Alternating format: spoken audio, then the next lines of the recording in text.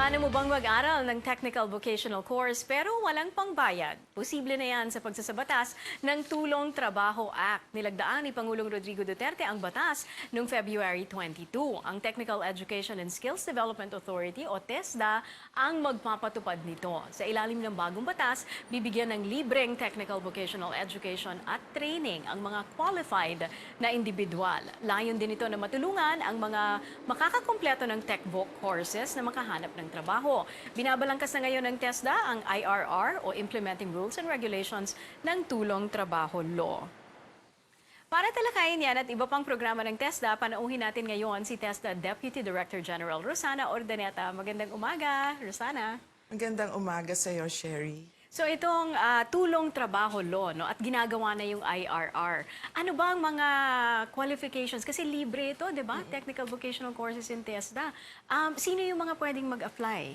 Madami kami actually scholarship sa TESDA, but the difference of this is that ito binigay para sa mga 15 years old who are not in education, who are not into training, and who are not into employment. So yung tinatawag nating NEET. At ito din ay para sa mga existing workers kasi 'di ba meron ngayon tinatawag yung Fourth Industrial Revolution for us to be able to prepare and intensify and strengthen the qualification of the workers, existing workers, then ito tutulong sa kanila para ma-upgrade ang kanilang existing skills. So apart from 15 years old na walang trabaho at hindi nag-aaral, pwede rin yung may mga trabaho na pero gustong mag-upgrade ng skills nila or mag-iba. Pwede rin ang iba. Pwede rin ibahin. Halimbawa gusto nila direksyon, iba na. No? Totoo. Pwede rin yon. Para mag-respond actually sa industrial requirements. Kasi ang ano ngayon, di ba, fast ang change ng technology. So in order for us to cope with that, binigyan ng TESDA ng ganitong oportunidad para talagang makapag-innovate din para sa amin and to come up with mga specialized training programs. Ano yung mga kailangang trabaho ngayon? I know yung mga nakikita nyo na maraming nangangailangan pero wala masyadong skills yung mga labor force. Unahin natin sa construction kasi iba na ang construction ngayon, hindi katulad noon na masonry or what. Ngayon kasi ang hinahanap is magaling ka dapat sa driving.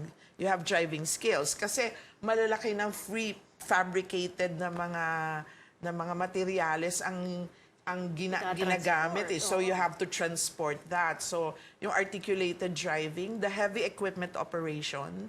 So yun na yung mga malalakas o mga talagang in-demand ngayon ng mga requirements sa industry. So may training kayo doon? Training Yes, in we heavy have. equipment, training in driving. Okay.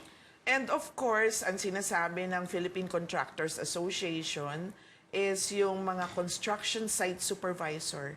Kailangan daw natin yon kasi we lack yung mga construction site supervisor and what they call construction trade supervisor.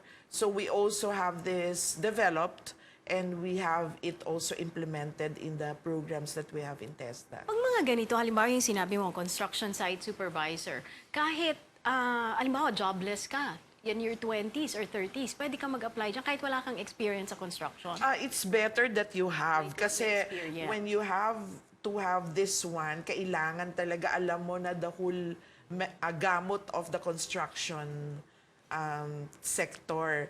Ang sinasabi namin, yung mga heavy equipment operation, they can enroll on these programs kasi hindi naman kailangan na magaling ka na kaagad eh. So you can acquire the skills while on training.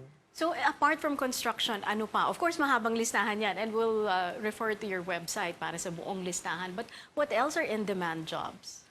Agriculture. We have to have this for food sufficiency.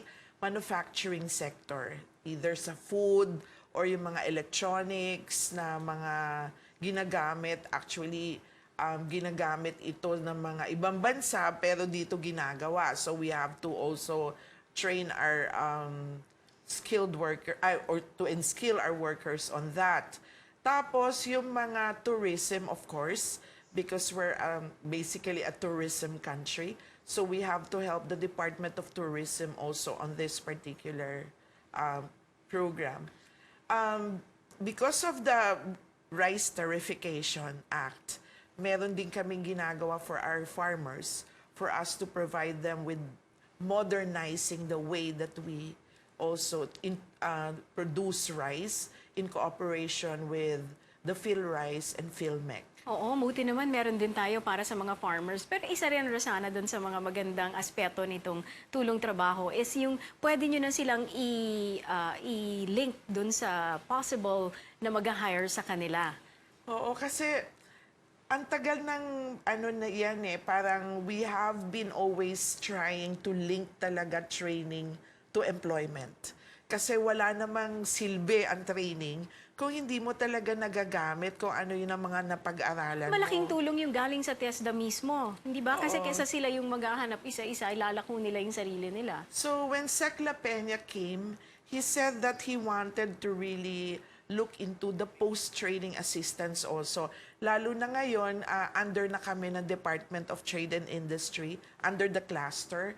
So we want also that our workers, our learners become really workers in the industry. So we link them immediately after training. We link them also to possible employment opportunities or provide them with entrepreneurial competencies so that they can come up with their own livelihood and enterprises So later. for more details, marami pa silang mga tanong. Saan sila pwedeng pumunta or tumawag? Tumawag lang po kayo sa aming hotline sa 888-5641-246 at mag-text lang po, text only sa 0917-479-4370. Yung website po namin sa www.tesda.gov.ph. We'll also post this on CNN Philippines sa amin pong online accounts. Maraming salamat, TESDA Deputy Director General Rosana Urdaneta.